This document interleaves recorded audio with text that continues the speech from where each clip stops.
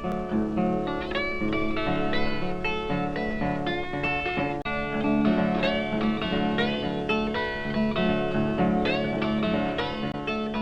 I'm Will and I'm playing George.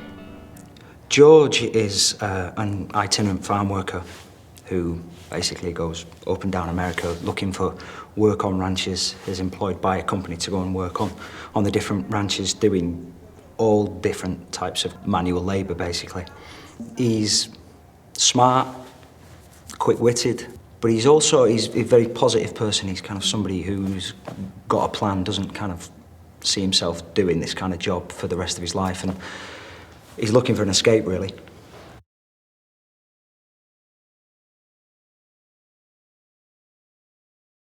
The main one I think that affects George is the theme of dreams and having kind of some kind of hope.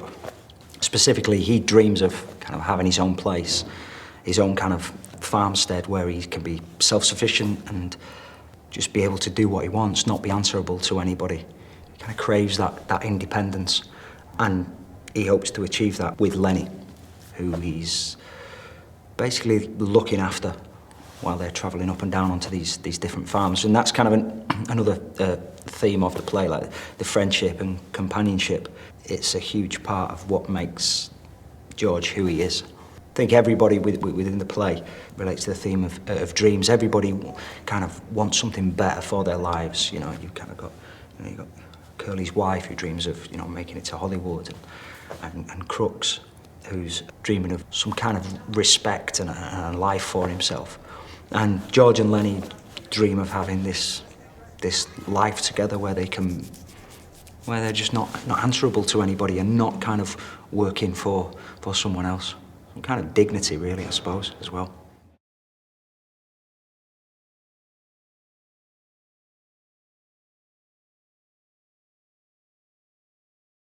Yeah, it's an interesting question. That kind of codependency, because Lenny obviously gets an awful lot out of the relationship. George really kind of looks after him and cares for him and makes sure that he's, or tries to make sure that he doesn't get himself into any kind of trouble whatsoever.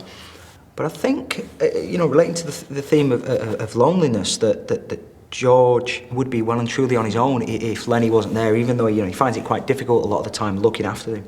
But he has this kind of, really strong friendship. And also, there's, from a selfish point of view, there's quite a lot of currency in Lenny, that he's so big, he's so strong, he's just a fantastic worker, that it's brilliant for George, that as well. And in terms of trying to, in the pursuit of their dream together, to try and get a place of their own where they can, be completely self-sufficient. Lenny's very important for that, because he kind of provides, the money if they get like, $100 stake, and they can go and do that. And if he's got Lenny at his side, he can get it a lot quicker.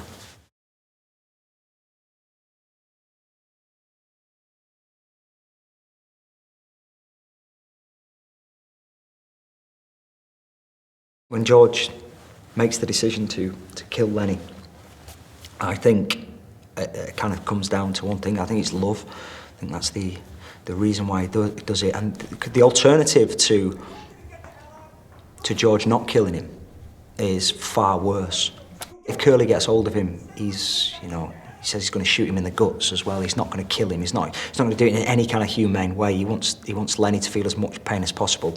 And even if Curly didn't kill him, he'd end up in kind of, Slim says a cage, I think, where he'd end up. So he'd end up in some kind of mental institution, and in that time, they were horrific places. So I think it comes from a genuine point of love, no matter how difficult it is. Well, it's absolutely horrendous what George has to do, but it's because he loves him.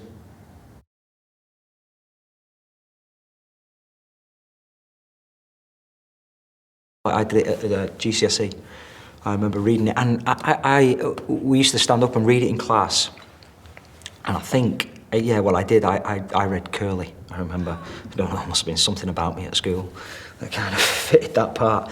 But I remember it really, really strongly, mainly because I did it for GCSE, I think. But just a wonderful book, and kind of brilliant for that age group as well. You know, being like 15, 16, it's a very, very easy read. Even though once you start peeling away the layers of it, there's a wealth of stuff going on. There's a wealth of, you know, themes and kind of character conflicts and stuff like that. It's a fantastic, very accessible book.